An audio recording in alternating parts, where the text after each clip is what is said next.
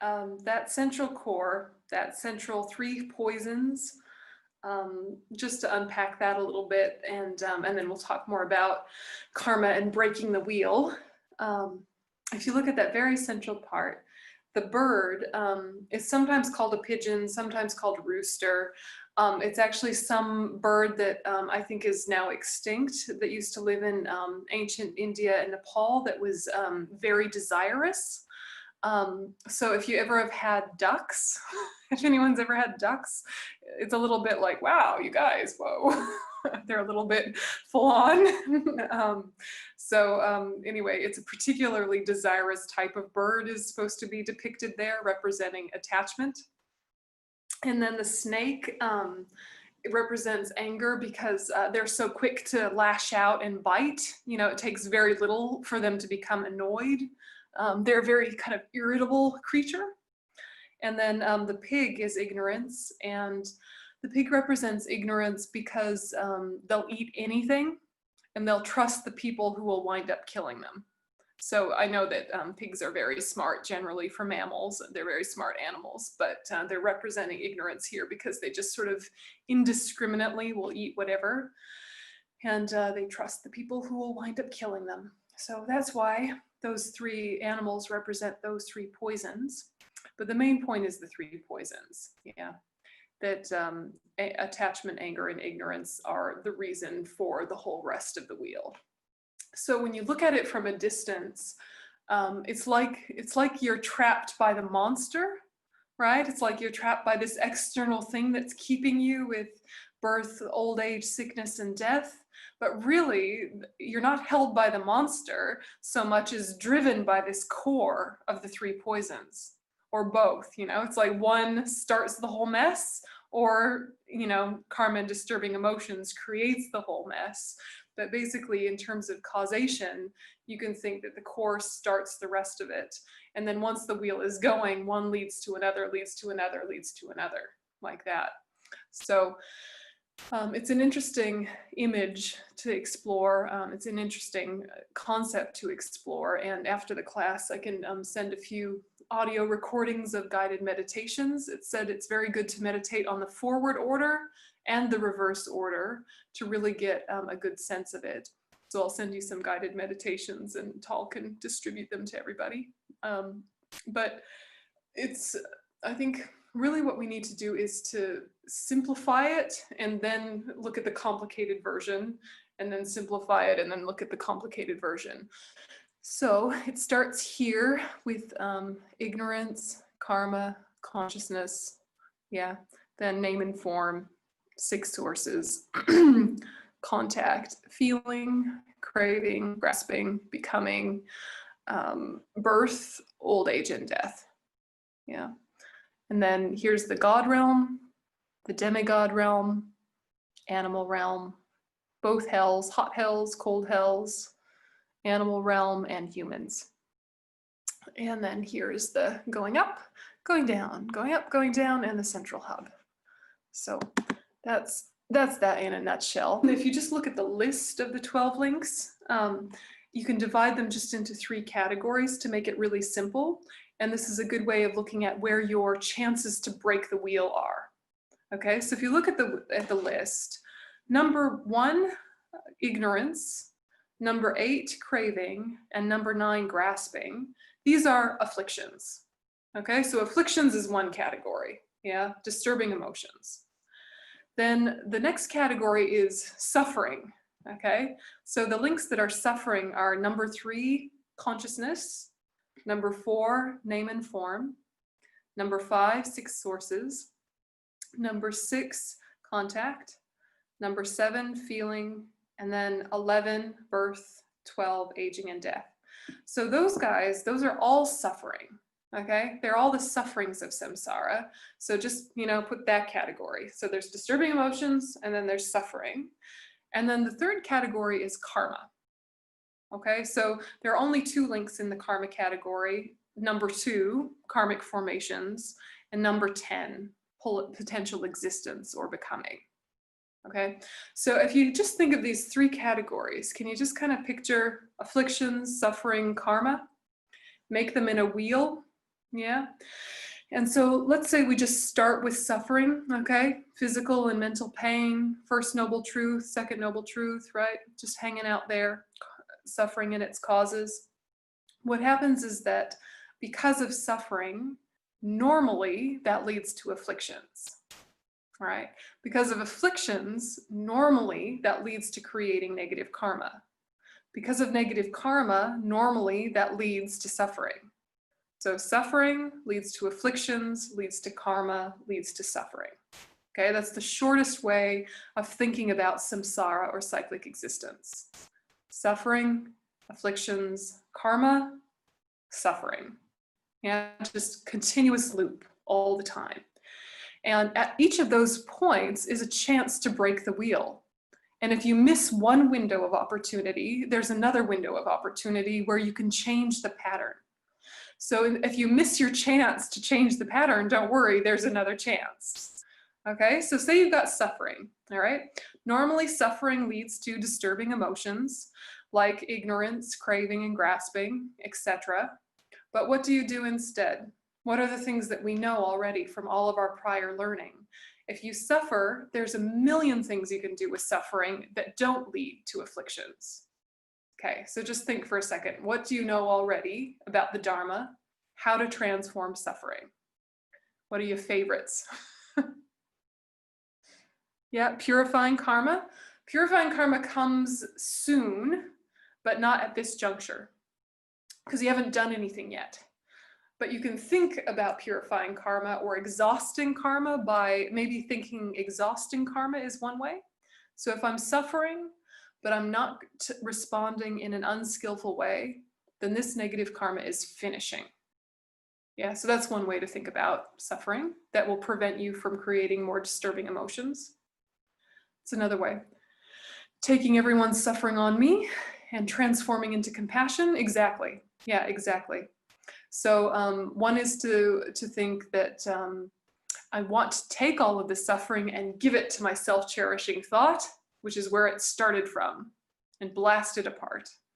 Another is to think I can use the fact that I'm suffering to relate to all of humanity and their suffering and open up my heart of compassion. Yeah. So then, you know, suffering's not a problem. And someone's saying calm abiding. Absolutely, calm abiding is a really good way. If you just focus single-pointedly on one object, on a neutral object or on a virtuous object, even better, then your suffering is going to naturally kind of soften the edges. And also its duration is going to be less, and you're not going to cause any new negative karma. And hopefully you'll develop better concentration, but that'd just be a bonus. So there's a lot of things you can do with suffering. Lots of things you can do with suffering. And really you want to base it on what is my ability right now. So it could be that you understand the most advanced tantric teachings, or that you understand the most advanced thought transformation, Lojong teachings, but what you can actually practice is a bit of shamatha. Right? So there's what you understand intellectually, but then there's what you can actually practice in this moment while you're struggling. So don't be mad at yourself that you're not doing the highest form. Just do what works in this moment. You've got so many kind of tools in your Dharma tool belt. Some days you're going to be able to use more bodhicitta. Some days it's going to have to be less bodhicitta and more just concentration, right? So you're taking suffering onto the path is the point. Suffering is not an obstacle to the path. Suffering can be taken on the path. Yeah. And sometimes we forget that, right? So then we create afflictions. So you missed your window. Say you missed your window. You're suffering, you're suffering physically, you're suffering mentally, and just without any kind of thought or any kind of space, now you're mad. You're grumpy, you're upset, or you're feeling depressed, you're feeling needy, you're feeling anxious, but it's happened, right? Suffering has led to a negative state of mind. Yep, too late. Okay, so then what do you do? If there's a negative state of mind present, how do you prevent yourself from creating negative karma? Yeah, how do you break the next link in this cycle? Yeah, what prevents you? Using an antidote. Yeah, exactly. So you think, all right, I'm angry. What's the antidote to anger? Loving kindness, patience, or meditating on emptiness. I got choices. I can pick my favorite, or I can pick whichever one I remember, or whichever one I'm able to do. Yeah, so you apply an antidote to kind of break through the intensity of it and let it disperse, or to interrupt the momentum of it and let it fall apart. Sometimes just catching it is enough. Yeah, if it's small enough, just noticing this is an affliction makes the affliction go, oh, sorry, never mind. Right? But sometimes the affliction's like, haha, and now I have taken over. Then there's other things to do. Yeah. To remember that once a negative state of mind is kind of moved from craving into grasping and it is really intense, analysis usually isn't a good idea.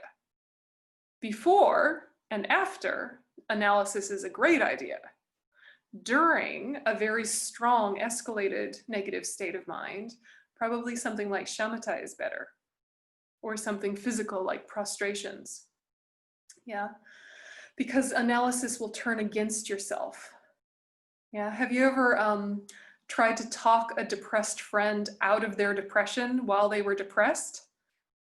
Losing battle, right? They will always find reasons why it's perfectly reasonable for them to stay depressed. They will have more and more brilliant reasons. The more you talk about it, the more depressed they'll get, and their reasons for staying depressed will become even more elaborate and sophisticated. And they will say, yes, but, yes, but. Yeah, do you have a friend like that? Or you are yourself like that? Trying to talk yourself out of an affliction while you're in the middle of a strong affliction, the affliction will take over your analysis. Yeah, and it will distort your analytical abilities, and you'll start sounding very smart and very accurate about why it's only reasonable for you to stay afflicted. Yeah, your analytical ability will turn against itself. It will take 1 or 2 grains of truth and then distort it, right? It will take something like, look at all of the suffering in the world. That's why I'm depressed and should end it all. Well, sure, there is a lot of suffering in the world, but the conclusion is not, therefore I should end it all. The conclusion is, let me understand the causes so to uproot them. Let me understand how I can help that will lead to a meaningful life, etc., etc. There's a million other conclusions you could come to, but the depressed mind takes this one observation that's accurate and then blows it out of proportion and leads to a completely hallucinated conclusion, right? So when you're in this stage where suffering has turned into an affliction, if it's small enough, you can use analysis. If it's gotten really big, you need to ride the wave. Ride the wave and let it die a natural death. So you consciously don't feed it. Yeah? It's like a fire, don't feed it with more wood. It'll just keep burning. Yeah? What you do is you deprive it of fuel. So if you're having an argument with someone or you're having an attachment neediness burst with someone, you might need to separate from that someone in order to come back to reasonableness and then go back into a conversation, right? I mean, it's common sense, isn't it? But to remember that Dharma doesn't go against common sense, they can help each other out. Yeah. Okay, so there's lots of other strategies you can do if it's suffering is turned into an affliction, but you don't want to create negative karma. Shantideva would say in Guide to a Bodhisattva's Way of Life, remain like a block of wood, right? Which basically means just don't do anything. Don't do anything. It doesn't mean freeze. It doesn't mean block. It means just hold still for a second. Hold still. Let your wisdom reassert itself. Just hold still. Now's not the time to make big choices. Do you know what I mean? So, okay, say you've missed your window and your affliction means that now you've done something negative, very negative with your mind, something verbally negative or something physically negative, right? You've killed something, you've stolen something, I don't know, you've stolen someone's partner, all sorts of nonsense has ensued, you have created negative karma, it has planted a seed on your mental continuum. It has happened. Right? It's happened. The negative karma has happened. Yep, it's completed, it's landed, there it is. What do you do so that negative karma doesn't turn into suffering and start the whole thing over again? Yeah, there's your window of, you've got another window to break the wheel. Yeah, purifying karma, exactly. How do you purify negative karma? How do you burn the seed so it can't give you suffering?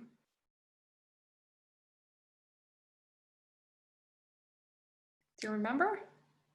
4 powers, yep, 4 powers.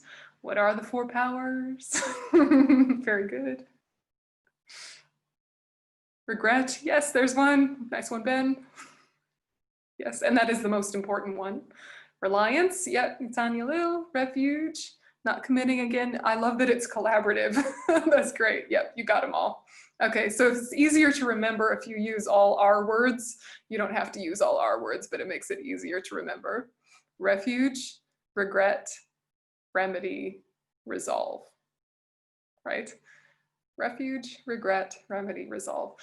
So refuge in your own mental development, but refuge in the Buddha, Dharma, and Sangha ability to show you that so that you can develop your own safety system internally.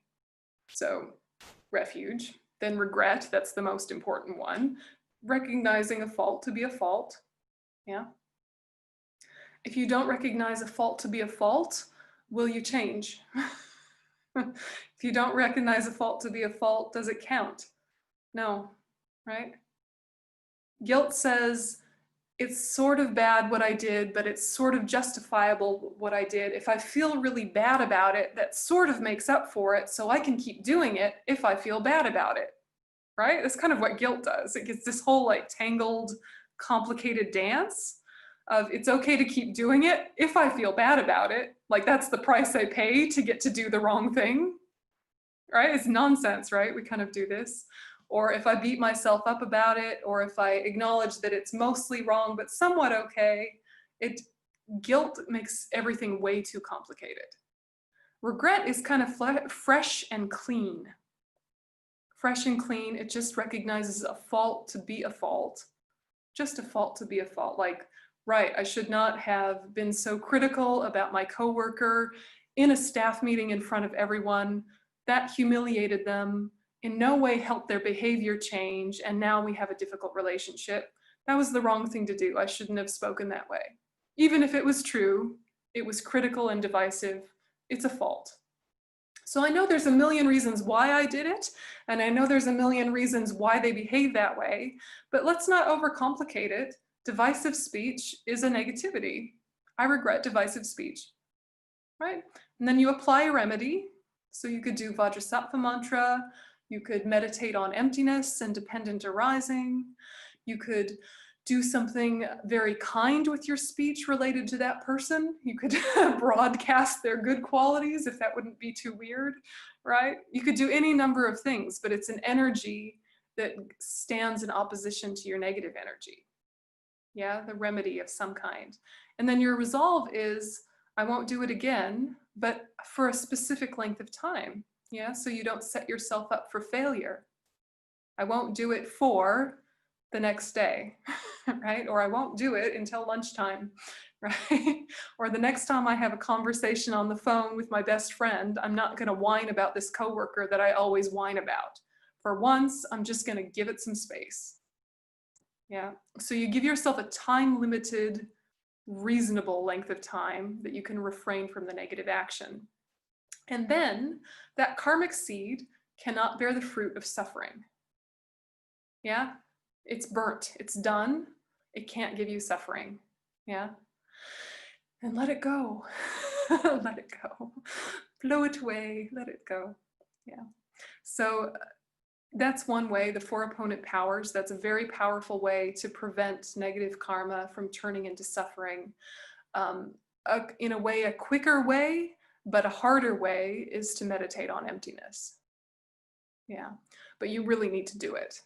Yeah, so if you don't quite understand emptiness, it's not going to work. But even a very clear, good intellectual understanding will really help purify. So our way into emptiness is remembering dependent arising. right? So you can think, okay, the agent of the action, myself, the way in which I dependently arose to do this thing is, the action happened because, the impact and the karma created was, and basically you're just exploring different aspects of dependent arising, coming to the conclusion that no aspect of you, the action, or the person, or the karma created exists from its own side, which is not to say you're off the hook for responsibility. It means you're off the hook for fault, but not responsibility. It's still your responsibility because the conventionally existent self is still conventionally existent. There is still conventionally existent harm that was done. There is still a conventionally existent objective person out there who was harmed, right? So you're not off the hook in terms of responsibility, but you're off the hook in terms of feeling kind of excessive ownership or guilt and shame of the negative type, right?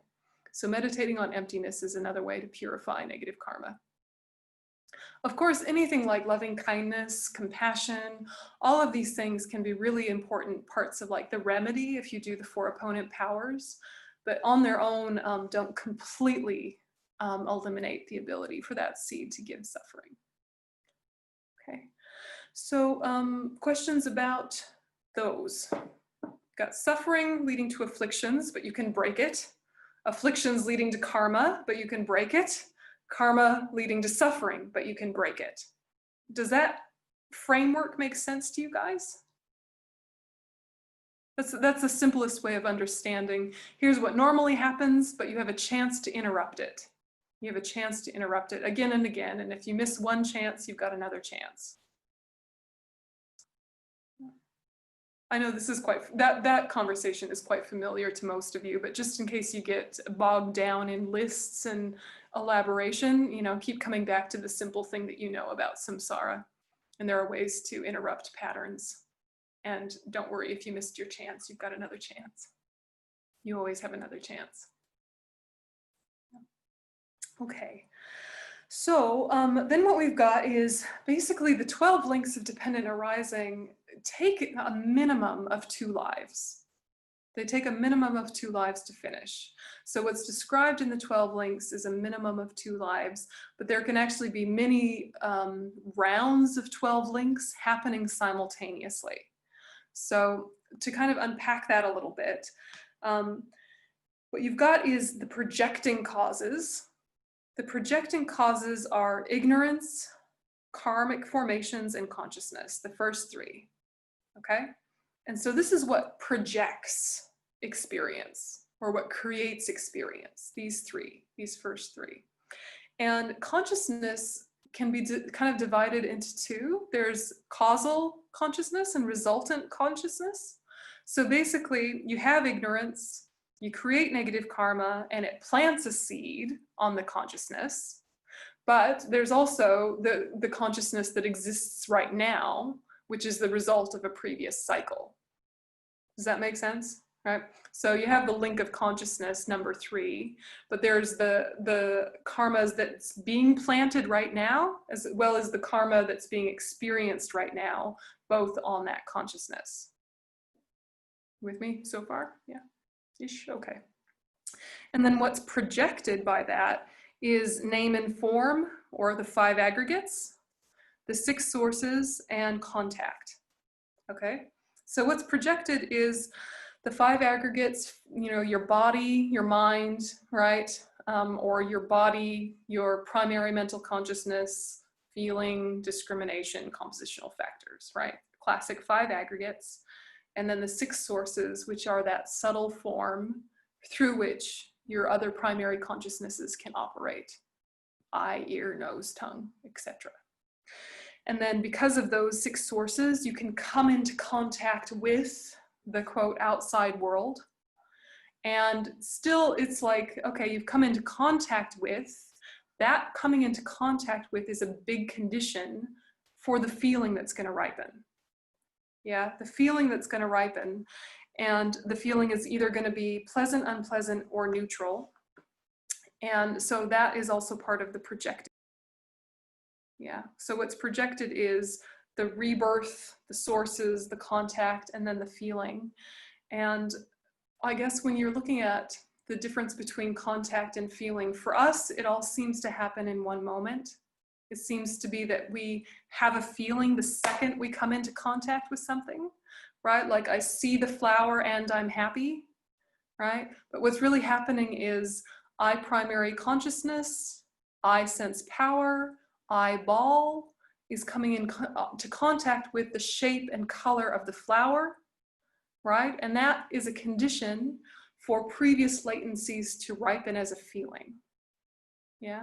And so because of my previous associations with flowers, my response is going to be, what a nice flower, I'm happy. Or that is my flower, I will take it. Or that is a crap flower, it reminds me of my mother, throw it away. Or whatever your response is to flowers, right? We can have all sorts of responses. But the problem is we think that then that is truth. Yeah. So you come into contact with something, then you have a habitual response, yeah, or you have the karma ripen because of that contact into feeling. So where karma is created is mental intention. Where karma is experienced is mental feeling, as well as physical feeling and the environment. Yeah, karma is created through intention, as well as actions of speech and of body. Yeah, that's where it's created. It's experienced in feeling. Yeah, is that clear? Okay, so when you're experiencing a feeling, then your chance is then, if you missed your chance with contact, right? Deciding not to come into contact with things that habitually give rise to a negative state of mind, then the feeling arises, you can choose not to go into the same old pattern of reactivity. Okay, so contact is where we explore things like vows, right? Monastic vows, refuge vows, bodhisattva vows, tantric vows. This is all about looking at the fact that contact is a huge condition for feeling. And so we're not saying that, say for example, one of the refuge vows and one of the monastic vows is not to drink alcohol or take intoxicants. Drinking alcohol and taking intoxicants is not a natural misdeed. It's not negative. It's not in and of itself. It's neutral. It's an ethically neutral activity. But because of our habituation towards what intoxicants do to us and what they open up the door for, we choose to refrain from coming into contact with them because of what they normally lead to. So you're not blaming the substance, are you? Yeah, you're saying that because of beginningless time, it's hard for me to be focused anyway. Why make it harder for myself by adding something that is even more likely to distract me? Yeah, and it could be that you're a happy drunk who's nothing but fun and have fun, whatever, none of my business. But you know, it's something like this that we want to look at is, even if we don't have any kind of vows, are there some things that maybe we shouldn't come into contact with because of the feelings that arise when we come into contact with them? Are the feelings too strong for us to prevent a negative state of mind from arising? Do you know what I mean? Right? And it's not about blaming the object you come into contact with. It's about recognizing your level of habituation, that it's just so automatic for you to react in this way, that maybe it's better that you don't come into contact with whatever it is or whoever it is until you build a new skill set. Yeah. If you always have a fight with a certain relative at a family dinner, right? Et cetera, make choices about how to engage with them. Yeah. It could be that before you go into the house, you sit in the car and you think, I'm not going to have a fight with them. I'm not going to have a fight with them. But as soon as you see them, it just blah, politics, right? Or ice cream, yes, right? So again, you just try to say, all right, some things I can come into contact with, and if I'm mindful, it'll be fine. And if I'm not mindful, then the power of habit will take over and I'm going to respond in a negative way when I have a negative feeling, and afflictions will ensue. But knowing yourself, you know, it takes a type of confident humility. You're confident in your ability to recognize yourself and to change, but you're humble enough to realize that right now, some habits are too strong to change in the moment. Yeah, some habits are too strong right now, and we need to separate ourselves from certain things while we build strength. It can feel kind of strange, right? It can feel something like, if you were to talk to your friends about it, they would think that you were being silly, you know, or, yeah, I mean, I think it is logical, like Tal's saying, but if you were to say to someone, I've realized that I am an alcoholic, so I shouldn't go into bars. Your friends would say, oh yeah, fair enough. You're an alcoholic. You shouldn't go into bars. No worries. We'll go to the bar. We'll come back for you later, right? But if you were to say something like, I don't want to go to the bar because all of the music and all of the dancing and all of the loud drunk people makes my mind very agitated and distracted, they might think, oh, come on, get over it. Come on, come and have fun with us. Come on, you know, so it's like there's things that we kind of can distance ourselves from, and worldly people will think, yeah, that's reasonable. But then there's other things that if we were to say it out loud to our friends, they would think that we were being completely pathetic, right? Or that we were being really out of sync with the ways of the world. And so we have to be very delicate with how we describe what we're choosing to do when we're talking to people who are not in this same conversation. So, you know, if I'm with certain relatives who are Catholic, you know, Catholic monks and nuns drink alcohol, right? And Catholic priests drink alcohol. And so if I'm with my Catholic family and they offer me wine, I'm not going to say, no, no, no, no, I don't drink. Buddhist nuns don't drink. Don't give me alcohol. How dare you? No, I'll just say, no, thank you. Right? I'll just say, no, thank you. I don't have to explain, right? Because if I were to explain all the things, they would be offended that I'm telling them, or they'd be hurt or embarrassed that they didn't know that already. It'd become a whole trip, right? So we have to be skillful. We don't have to explain ourselves constantly, right? So if my Catholic family says, here's some wine, Yönten, I can just say, oh, no, thanks, I'll have water. Moving on, right? Moving on. And so, you know, think about your own life in ways that you might be choosing to live in a more wise way, a more dharmic way, but then part of you is feeling a little insecure about your choices or maybe needs some validation. And so you over-explain to your friends and family who are not a part of this conversation. And then the burden is on them to accept your choices, right? Probably you didn't need to explain, you could just do the different thing, and if they ask, you could explain. But do you know what I mean? Like sometimes we're doing something different and then we feel like, what will they think? Mostly people are too self-centered to notice. Yeah, there's a question. Let's see.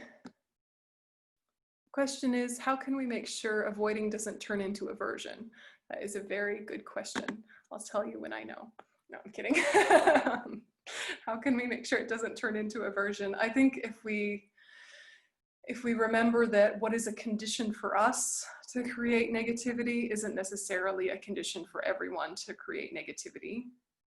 One. The other is, even if it is a condition for everyone to develop negativity, it doesn't mean everyone has the space to notice that yet.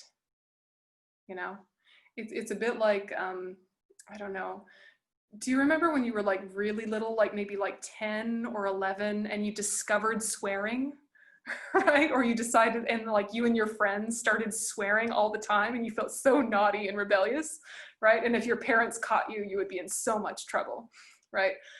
So you were swearing all the time when you're 10 and 11, when you're with your friends, and then when you're seeing grown-ups, then you try to stop swearing. And it kind of feels like, you grow up and you realize you don't need to do that anymore, but still the habit remains. And so you're trying to catch yourself, not swear so much now that you're a grown up, right? You're a sophisticated adult, and the sophisticated adults do not swear in company, only if they're drunk or they're with their rough friends, right? But you might have some friends who still swear as if they were 10 years old. Right? You still have some friends who like use the F word all the time, or whatever the Hebrew equivalent is, friends that swear all the time. And it could be that part of you is a little bit like, come on, like we're adults now, like can we speak in a way that's a little bit more classy? Can we grow up? Come on. And it's easy to have that kind of aversion, like you've grown out of it and they haven't. You know, this one, right? So it's a bit like, you know, you're trying to get over a certain negative state of mind, but they're actually still stuck there. And because it's still a tiny bit of a struggle for you, your judgmentalness kicks in. You know, this can happen with a lot of things where we're trying to do better, we're trying to do different, but the tendency is still there, and so it annoys us when we see other people who aren't even trying, right? It annoys us when we see people who aren't even trying. You know, like we're trying to recycle, but sometimes we forget. And then there's your friend who never recycles and you're annoyed at them, right? Whatever, like whatever it is, it doesn't matter. But what we're trying to do is to realize that everything in its own time, like it took us a lot of mental thought and mental development for it to even occur to us to try to change. And then we're expecting these other people who haven't met the same teachings, who haven't had the same support, to come to the same conclusions. It's not fair, right? It's not fair of us to expect that they would come to the same conclusions when they haven't had the same supports. Do you know what I mean? And so rather than having aversion, then it can turn into like sympathy and then compassion, you know? And even gratitude that you had enough supports around you to even consider living a different way. Because that'll prevent you from getting like arrogant about it or proud about it. You think that the only reason it occurs to me to live differently is I had this teaching and this teaching and this support and this support. Thank goodness, you know. I don't know, that can help. But it's a really good question when you're trying to separate from something to not develop then aversion towards it or towards people who still do it. It's a big one for all of us. What do you guys think? Other things that help not develop aversion? Just coping with stuff, just doing them. Just elaborate. Just try to cope. Aversion tells you that you can't meet with that object of, just like attachment tells you that you have to meet with that object. So just doing the opposite and seeing for yourself that you survived. yeah, absolutely. Yeah, and no, you're quite right. That all their thoughts, all the thoughts were just all those thoughts were just like clouds, like sort of fake. Yeah, exactly. I think you're 100% right. And that kind of, and I survived, that feeling of I didn't give in to my old habit and I survived, that actually gives you confidence, doesn't it? You know, the more times you react differently, the more, you know, it becomes the natural way of being. I think one has to be careful not to use disconnection as a bypass, okay? Because, okay, we don't connect with something that is causing us negative feelings and all the cycle. But when we do that, or after we do that, we have to do some work inside. Otherwise, we build a pile of things that we disconnect with, and then they fall on us when we are not aware enough. So this is very true. When we can't meet someone or something with a stable state of mind, this is a good thing, but this is only a. Yeah. Okay, we have to do other things. Otherwise, it is. Yeah, absolutely. Like avoidance, you know, it becomes avoidance, or it becomes suppression, or it becomes disassociation, or it becomes all sorts of things that aren't healthy at all. And it might feel like you're getting better because you never have anything to challenge you. You know, it feels like, oh, now I'm so stable, but that's because everyone who's at all difficult, you don't call back, you know, and you could really start to lie to yourself about how much spiritual progress that you've done. And that's not helpful. I think it's really this question of when I'm coming into contact with something, how much power do I give it? And how much power does it just have because of the power I've given it so many times? And then you're assessing, how much do I still have the ability to choose my own reactions? And it's the case that there are actually very few things that you have no window of choice. It's just remembering the window of choice. You know, you can have very difficult people in your family, but, you know, I think or very difficult coworkers or very difficult whatever, and you always react badly to them, but that doesn't mean you have to react badly to them if you kind of took a step back, gathered yourself, reconnected with your motivation, and then had the interaction. It's just what you're used to. But, you know, there are a few people in our life that there is just no space in our mind with, you know, where just before they're even completely in front of you, you're already annoyed. Just the sight of them, you're angry. It's not the case very often. There are very few people that we dislike that much, but sometimes because of old karmic connections, we are immediately attached or immediately have aversion. And then, you know, then it's worth kind of checking, is there a way I can maybe give some space to this relationship? Will I figure out myself? Will I figure out myself in response to it? You know, and, you know, something like intoxicants, it might be, okay, in a certain context, I can trust myself to be intoxicated and not cause any trouble, right? And in some contexts, I can't trust myself to be intoxicated and not cause trouble. And only you know that, and it's so individual, right? Or how much does it take before, you know, you move from being a friendly drunk to being a grumpy drunk, you know? I think when we're looking at contact, really it's case by case, and there's a lot of things that we have a difficult relationship to that we can't avoid anyway, even if we want to, you know, oh well. But it's a little bit looking more at also behaviors, yeah, more than people or situations. It's like, can I make a commitment to myself to not speak divisively and not come into contact with the states of mind that allow me to speak divisively? You know, coming into contact with yourself coming into contact with yourself. What kind of lets you speak divisively? Like, for example, if you're reading the news, and a little bit of reading the news is useful and responsible, and then a lot of reading the news can actually make you quite agitated.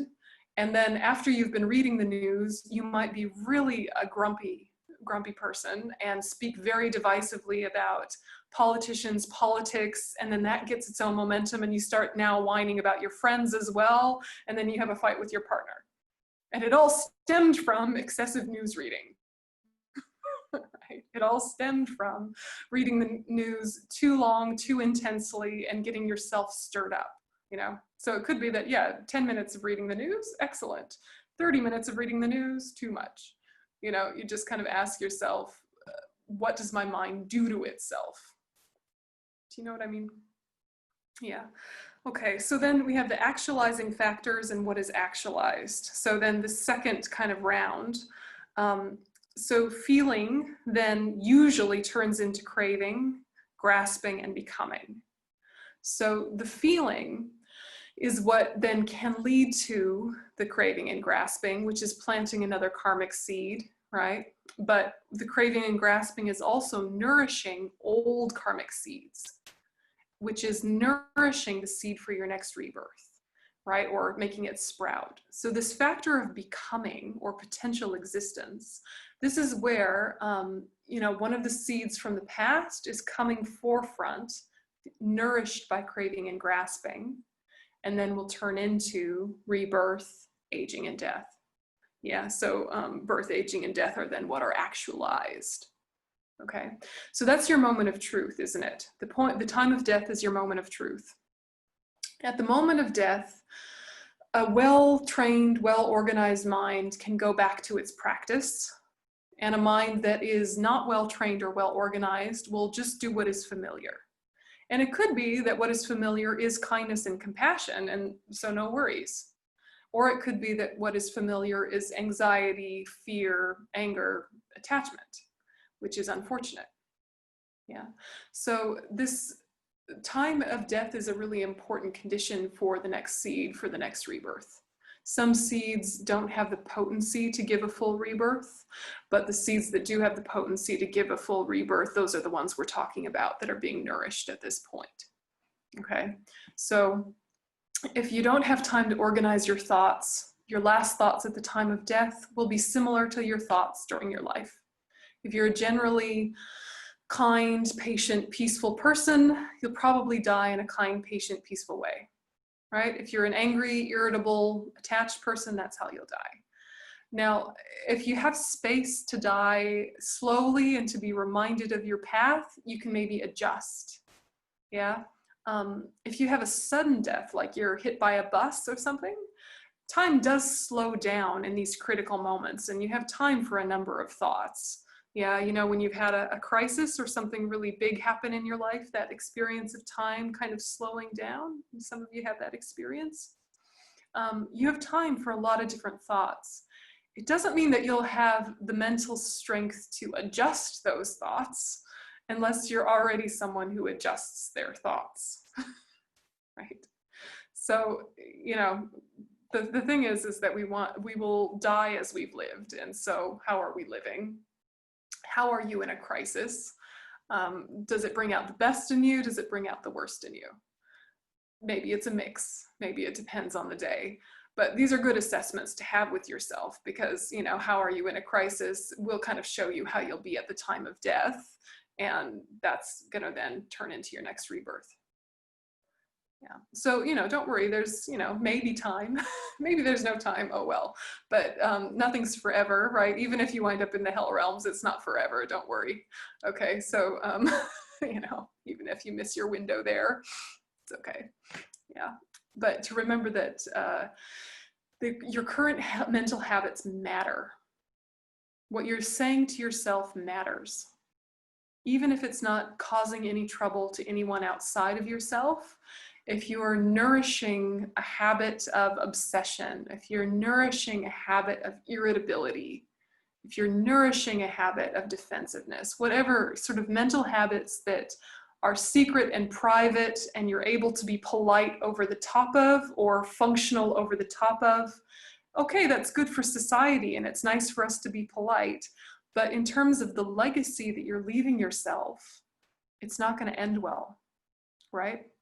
You can't fool your seeds, right, into the ones you want to ripen. You can't fool them, right? It's just natural cause and effect.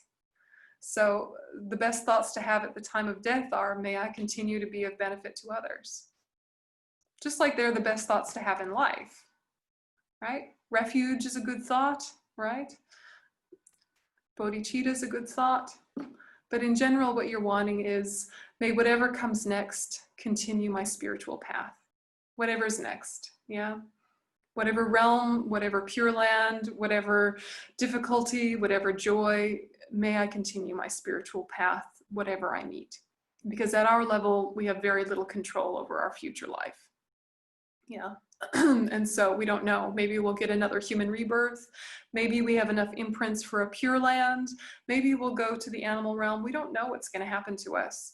But if we have this strong, strong intention, may whatever I meet continue my spiritual path, that's a really wonderful thought to come in with. Yeah. And then in your next life, when conditions appear, you won't miss them. Yeah. If you think about this life, were there different times where you could have met a spiritual path or could have gone more deeply into something, but you got distracted or you missed your window? Maybe because your imprints weren't strong enough to say, oh, this is important, do it now. Yeah, there was maybe times when you could have picked up the spiritual path, but you were too distracted by things. So now, hopefully our habits are strong enough that the next time we meet conditions like that to reawaken our spiritual path, we'll say, oh yeah, this. Oh yeah, this is what I wanted to be doing. Do you know what I mean? Yeah. Yeah, and then you have that same feeling like you've had in this life, which is sometimes you meet a teaching that's brand new, but it feels totally familiar. Yeah, because we all have imprints or we wouldn't have wound up at teachings like this. Yeah, but we want them to be stronger and stronger so that, you know, the first time we hear a teaching on compassion, it just feels like our old friend, You know, that's our old friend, the teaching on compassion and kindness. There's our old friend, the teaching on emptiness. There's our old friend, and we just sink right back into it and pick up where we left off. So happy to have met it again. Yeah. And the way we'll do that is just familiarization and repetition now, but keeping a really joyful attitude with it. Yeah. Just really joyful. Yeah. Because it would be unfortunate if we met the spiritual path with like a punishing attitude, because then if we meet it again in the next life, we'll have aversion towards it. Yeah, we'll be like, oh yeah, this is familiar, and part of me is worried, right? Oh, this is familiar, but I need to run the other way. You know, that could happen too. Yeah, oh, this is hard because you pushed yourself too hard, too fast. And so it's like, it's familiar and I want to do it, but part of me has a lot of anxiety and I'm not sure why. You know, because you burnt yourself out at a retreat or something. You know, so just like keeping a really joyful attitude with it. Not, again, not happy, bouncy, joyful, but just like, so glad I found something. I'm so glad I found an orientation and a worldview that's going to help me be effective and kind. Yeah. Yeah, and happy. Okay. So any final questions before we call it a day? This is just kind of a, you know, rough overview of the 12 links. If you want to read more, there's a new book by His Holiness the Dalai Lama and Thubten Chodron called Samsara, Nirvana, and Buddha Nature, and it's really excellent and very clear, as well as the Lamrim Chenmo by Lama Tsongkhapa. And then the old book by His Holiness, The Meaning of Life, talks about the 12 links as well. So those are some good follow-up readings. And then the weekend course about the Wheel of Sharp Weapons is going to be more in depth about karma and how that all works, and using that for fueling bodhicitta. Okay, so we're going to dedicate with Shantideva's prayer, and think all of the energy that we put into hearing, contemplating, and meditating, may it go towards these ends. May all beings everywhere, plagued by sufferings of body and mind, obtain an ocean of happiness and joy by virtue of my merits. May no living creature suffer, commit evil, or ever fall ill. May no one be afraid or belittled with a mind weighed down by depression. May the blind see forms and the deaf hear sound. May those whose bodies are worn with toil be restored on finding repose. May the naked find clothing, the hungry find food. May the thirsty find water and delicious drinks. May the poor find wealth, those weak with sorrow find joy. May the forlorn find hope, constant happiness, and prosperity. May there be timely rains and bountiful harvests. May all medicines be effective and wholesome prayers bear fruit. May all who are sick and ill quickly be freed from their ailments. Whatever diseases there are in the world, may they never occur again. May the frightened cease to be afraid, and those bound be freed. May the powerless find power, and may people think of benefiting each other. For as long as space remains, for as long as sentient beings remain, until then, may I too remain to dispel the misery of the world. All right, Tadaroba. It's really nice to see you guys. And I know